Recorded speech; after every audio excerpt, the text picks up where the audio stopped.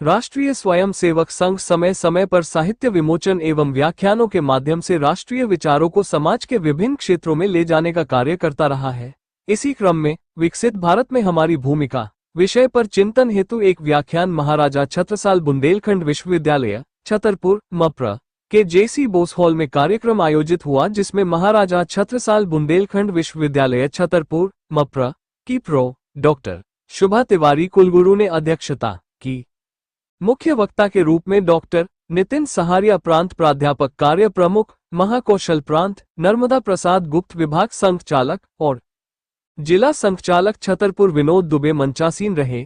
इस अवसर प्रोफेसर शुभा तिवारी ने कहा कि भारत में 50% से अधिक आबादी महिलाओं की है। जब तक महिला सुप्त रहेगी, जब तक समाज विकसित नहीं रहेगा।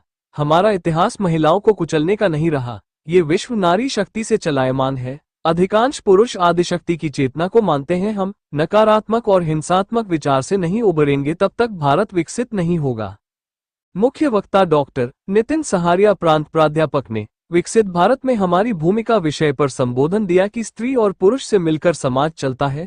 प्राचीन भारत पर जब हम दृष्टि डालते हैं तो अति सुंदर महसूस करते हैं। भारत जगत गुरु रहा है। भारत वर्तमान में राष्ट्रीय चुनौती दे रहा है। भारत विश्व की सबसे प्रथम संस्कृति है, देव संस्कृति है। संस्कृति अद्यतिमिक है, कालजयी है, इसको कोई खत्म नहीं कर सकता है। कार्यक्रम के अंत में वंदे मातरम गीत हुआ।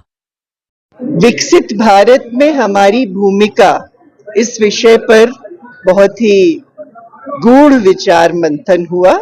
विकसित भारत के क्या अवयव हैं, विकसित भारत में कौन कौन से वो कारक होंगे जो कि आवश्यक हैं। हमारे प्रधानमंत्री श्री मोदी जी ने विकसित भारत की संकल्पना भारत के सामने रखी है। उसी के विभिन्न तत्वों के बारे में विचार करने के लिए हम सब यहाँ जुटे थे और हमने विचार मंथन किया। ये पूरे देश के अंदर हिंदू समाज के जागरण के लिए, राष्ट्र के जागरण के लिए एक विषय आया है, विकसित भारत में हमारी भूमिका। इस विषय पर सभी जिलों में ऐसे उद्बोधन विद्वानों को बुला करके कराए जा रहे हैं, ताकि समाज के अंदर समरसता की स्थापना हो, कुटुंब प्रबोधन हो।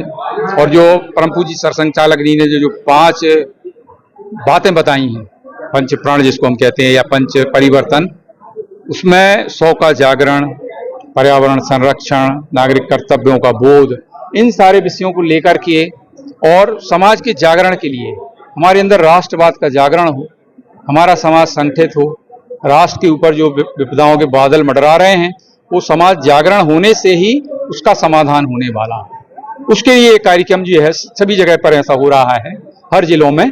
उसी तारतम्य में आपके छतरपुर जिले में विश्वविद्यालय में ये कार्यक्रम रखा गया था और मुझे यहाँ पर उद्बोधन के लिए आमंत्रित किया था।